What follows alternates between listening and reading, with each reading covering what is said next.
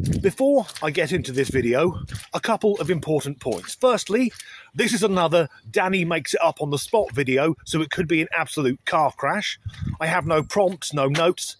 All I've done is downloaded a few videos from either TikTok or X, formerly Twitter, which I'll be reacting to. And secondly, and this is the important one, YouTube, everything I say is only my opinion. I am not stating anything as fact. So when your AI checks this video later and decides I'm banging on like Benito Mussolini rallying the fascists, I'm not. I'm just an ordinary bloke saying ordinary things, albeit some of the things I say, most people are thinking but won't say out loud. One more thing. The last time I wore this hat, several people commented saying I looked like George Galloway. So thanks for that, given that Galloway is one of my least favourite people in the entire world. In fact, I wear a black fedora in honour of my favourite author, the late Sir Terry Pratchett. So, I've recorded dozens of videos about pronouns and non-binary they-thems and the whole gender ideology thing. But I'm no expert, I'm just an average bloke on the street. So today, I thought we'd hear from people with real-life experience who know about this subject, and where possible, I will try to agree with them. Let's begin with the whole thing about plural pronouns.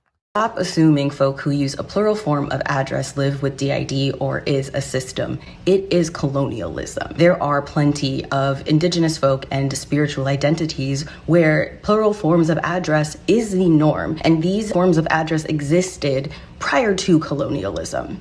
It is also not okay to ask plural people why they are plural. It's none of your business. Just use the correct form of address. So her first point about not assuming people using plural pronouns, such as they, them, have DID.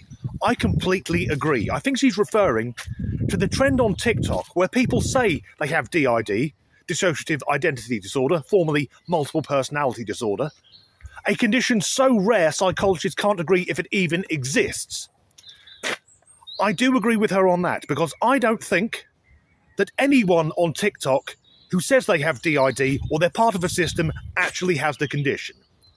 I think they're doing it for nothing more than a bit of fucking attention. And it's not just people pretending to have DID on TikTok. I think for the majority of people, in my opinion, it's the whole non-binary thing. I think most non-binary types are just desperate for attention, but they're also devoid of personality or interpersonal skills. So, by piercing their septum, dyeing their hair pink and using they-them pronouns, they think magically they'll become interesting. On to her next point about plural pronouns predating colonialisation. I'm guessing here the subtext is everything was okay before the white man came. Us terrible pale-skinned devils, travelling around the world with our electricity and running water. The reason I'm doing this video without any notes, on the fly as it were, is I didn't have time to make any, because before coming out, I spent about 45 minutes Googling the shit out of the claim that colonialisation has something to do with the erasure of they, them, or plural pronouns. Now, of course, there have always been people who dress as the opposite sex or would be what we now call non-binary. But the impression this woman gives is that before the British Empire turned up, the entire Indian subcontinent looked like one long episode of RuPaul's Drag Race. But I'm making a guess here, I don't know obviously, but it comes across like she's got a bit of a chip on her shoulder. I would guess her answer to everything that's wrong in the world will be white people did it, which is a very sad way to live, because essentially it's just being a racist. However, her last thing about not asking plural pronoun people about their pronouns. Has she ever met one of them? When you see them in public, they're covered in it. Hats with they, them, or non-binary, we exist. Earrings, chains around their neck, it's on their shirts, they have tattoos. We don't have to ask them what their pronouns are. They're too busy to scream them at us, as I will now demonstrate. Hi, my name's Turnip. I use the pronouns they, them, or she, they, or these. You see, I'm non-binary. Being male or female, it doesn't really suit me. I'm far too complicated and special for that. Okay, yeah, that's good to know. Can I just get the coffee I ordered now? Next up, we'll see someone who's updating the world on their pronouns. And that's a good thing, because not knowing has been keeping me up at night. Update on my pronouns. So my pronouns are they, he, she. Try not to use she, her. They, he is better. But she, her is also fine because I still identify as such.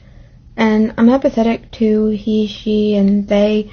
They, them is my default, but any of them are cool. Just try not to use she, her, but if you do, it's fine because I still identify as such. And so yeah. And here are my preferences in terms of gendered words and such. Wouldn't the world be a nicer place if all the non-binary types were more like them? I'll even use their preferred pronoun.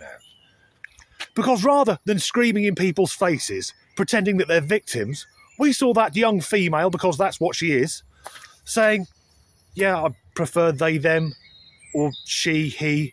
I don't like she, her, but if you use it, you know, that's okay. You weren't to know. How refreshing was that?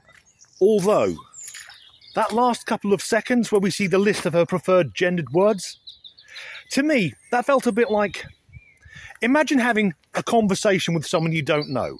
It's very polite and very civil. They get up to leave, say thank you, and as they walk out of the room, they throw a fucking hand grenade at you. Thus far, we've heard the history of plural pronouns. We've met someone updating us on their pronouns to the interest of no one whatsoever. Now let's see someone who claims they don't even have a gender. Not that I don't have a gender was pretty cool because I no longer felt like I was a failed woman. I'm just frickin' Jane. I didn't fail society. Society failed me.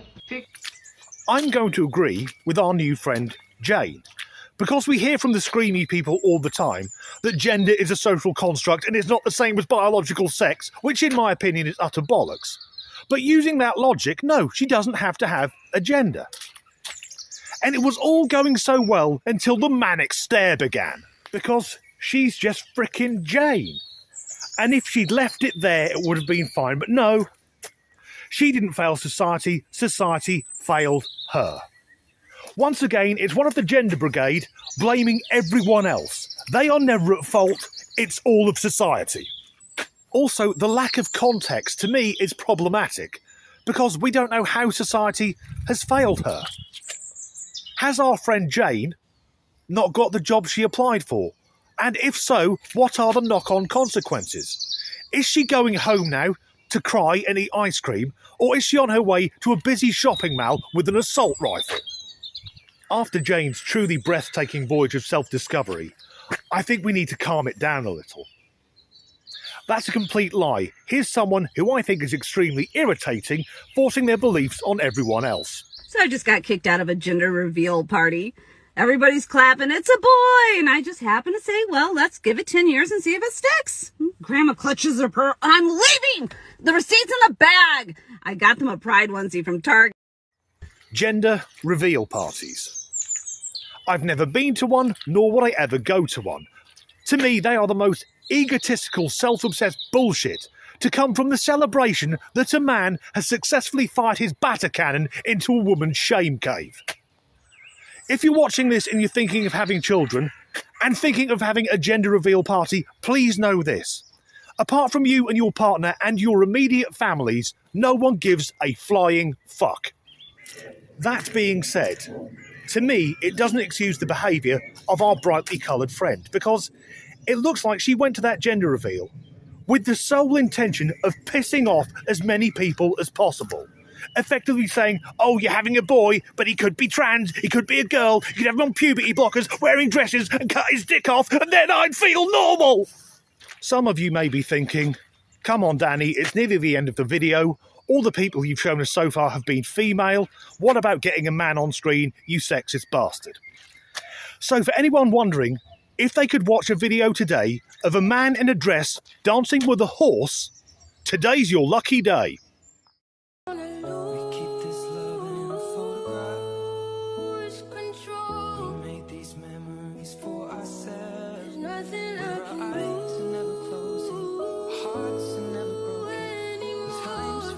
Frozen still, so you can keep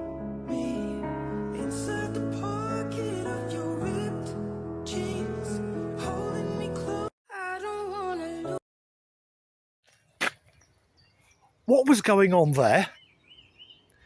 Could it simply be that no one told him that in dressage you're meant to be sat on the horse while the horse is dancing? Because he, like everyone else we've seen today, has put that video on the internet of his own free will. That man decided what will make me look good is putting on women's clothing, dancing with and kissing a horse. Or maybe it's a pony, I don't know.